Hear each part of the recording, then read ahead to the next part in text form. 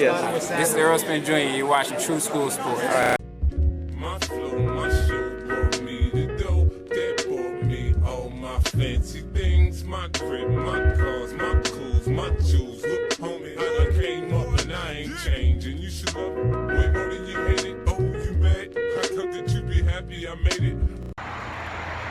Hey, what's going on? It's your boy BT, and I came here to talk some boxing with the thousands of True School Sports subscribers. Now, we're patrolling the streets of Hollywood, Florida right now, talking boxing. You know, you got people over there, and there looking at me funny because I'm sitting here, I got an iPhone, and I'm just talking to my iPhone as I walk the streets, but who gives a damn because they ain't paying my bills anyway, so they can go to McDonald's and get them a Big Mac and just enjoy the rest of the night. But I wanted to talk about an interesting heavyweight fight coming up next month between Dillian Whyte and Oscar Rivas, because this is a fight that is notable, it is important to the division, and it's one that I haven't had a chance to really do a video and document my thoughts on it. So let's just start off with the matchup itself. You know, first of all, Dillian Whyte versus Oscar Rivas is an absolute banger of a fight. It's, you know, if things go, if both these guys fight at their best or close to it, you know, this has a chance. I think has a small chance, but a chance nonetheless to be a fight of the year candidate for sure, because Dillian Whyte, as I've said many times in any videos I've made about him, for those of you who watch me, who really watch me, you know, Dillian Whyte's left hook is probably the second most destructive punch in the heavyweight division, just behind Deontay Wilder's right hand. It's on that level. You know, he had two knockout of the year candidates just last year with Lucas Brown and in the rematch with Derek Chisora. You know, and then he also knocked down Joseph Parker, who has an iron chin. So, you know, he's very, very devastating with that left hook. And, you know, when we talk about Oscar Rivas, you know, we saw how strong and sturdy he was when he stopped Brian Jennings in the 12th round. You know, and any of us who watch boxing, who know boxing, know that to stop someone in the 12th round, especially when you're on that level of fighting a top contender like of a Brian Jennings caliber, you got to have stamina, you got to have gas, you got to have some kind of... You gotta have some special qualities within you, you know, just to stop a guy like that in the 12th round, because it's not easy. You're tired, you know. There's a lot of things going on mentally. So he showed me a lot in that fight when he stopped Brian Jennings in the 12th round. So, you know, he comes into this fight with Dillian Whyte, where if he wins, you know, all of a sudden Oscar Rivas could be looking at a title shot against, you know, maybe Deontay Wilder or Tyson Fury. You know, he's got a chance to really do a lot for himself. Dillian Whyte has been the WBC mandatory for like what, 566 days. He's been the #1 guy in the WBC rankings for 500 plus days, and he's still yet to get a title shot from Deontay Wilder. So make of that what you will. I mean, I could sit here and say Wilder's a ducker, but you guys make of that what you will. It's been 500 plus days, and Deontay Wilder has refused to fight Dillian Whyte, and the WBC has refused to enforce the mandatory. So, you know, what the hell is going on? But what I'll say is this: when it comes to just those guys, like those, you know, that whole situation with Whyte versus Rivas, it's an interesting scenario, because we just saw Anthony Joshua in a fight he was supposed to win get thoroughly embarrassed and stopped. And this is a fight with Dillian Whyte where, you know, come fight week, you're gonna have the British media and any sort of media that ask him questions. They're gonna ask him about Joshua, they're gonna ask him about Fury, they're gonna ask him about Wilder, and it'll be one of those times, it'll be one of those fights where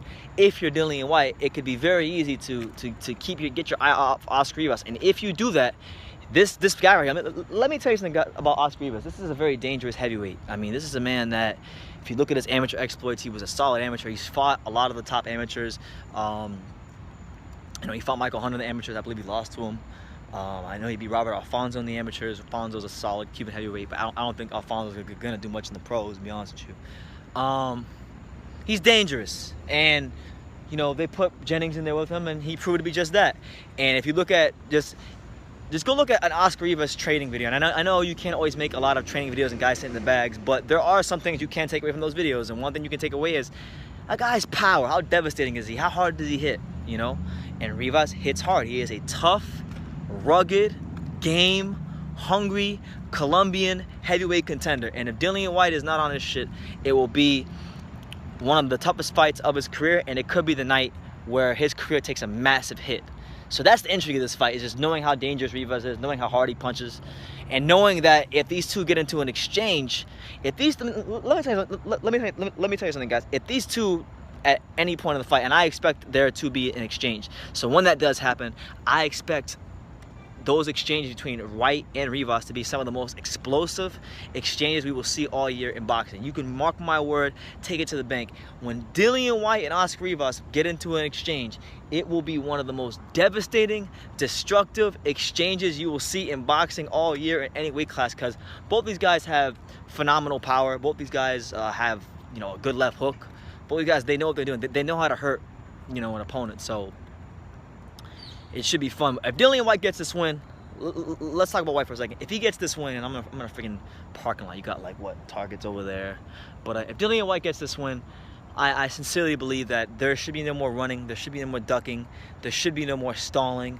There should be no more, you know, being in cahoots with the WBC. The WBC must enforce Wilder versus Whyte, because Whyte has, you know, probably more so than any other heavyweight out there, he has earned his stripes and being a contender. You know, he lost to Joshua for the British title.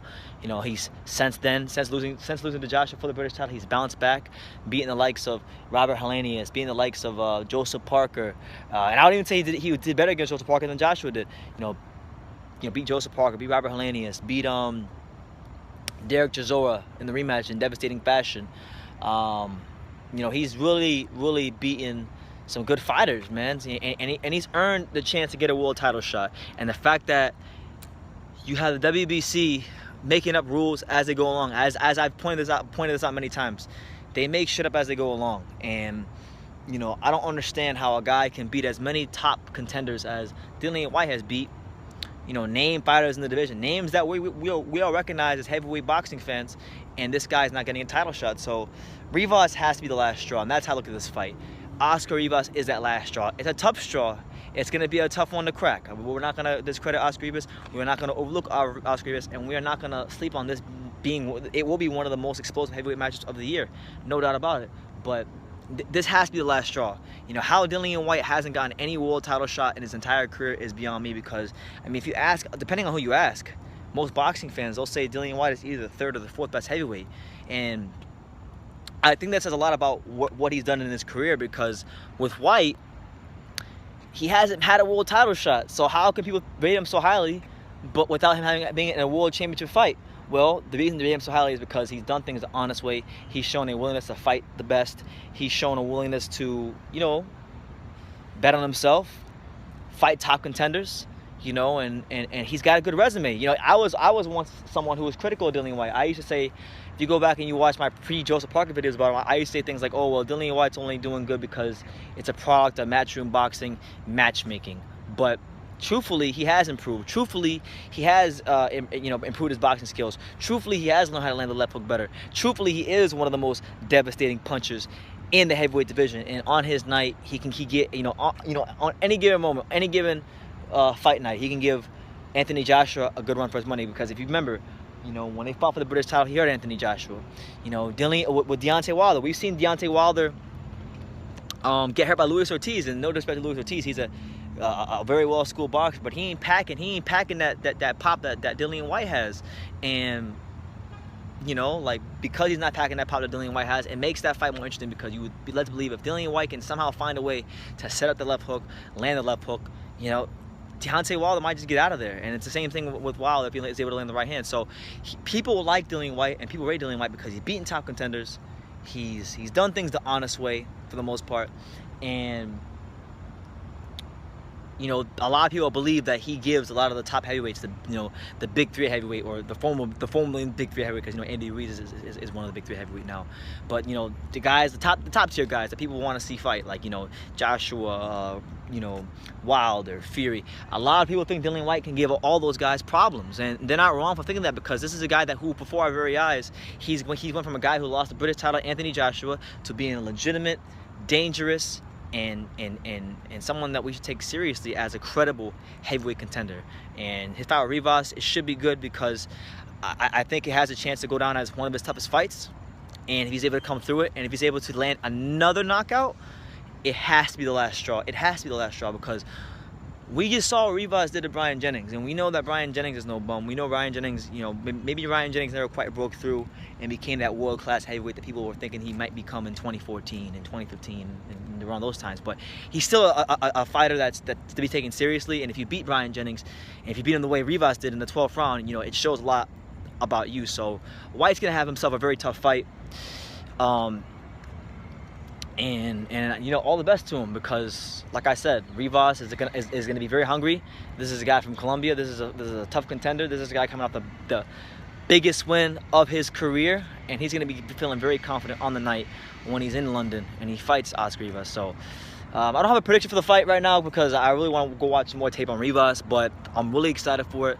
I'll say at bare minimum that this has a chance to go down as one of the most explosive fights in any weight class for the whole year. So that's just my initial thoughts on this fight. You guys let me know what you think in the comments down below about Dillian Whyte versus Oscar Rivas. Make sure you take the time to subscribe because we're on the road to 20,000. It's been a long, hard road, but we getting there on True School Sports, and y'all seem to be really liking my content as I continue to go forward. Make sure you follow me on Twitter at True School Sports. So you can connect with me there. True School Sports on Instagram. Just a Kid from Daniel on Instagram. And just keep supporting the content, guys, because when you support True School Sports, you support the real. And we need to continue to support the real because, sometimes when you're doing things the honest way, you don't get the notoriety that the fake channels get.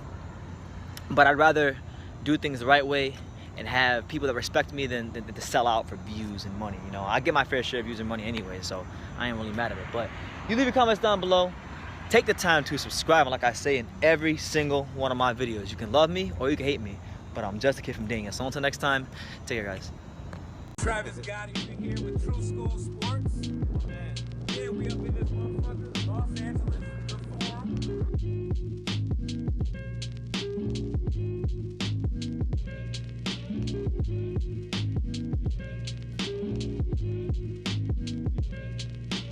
forum.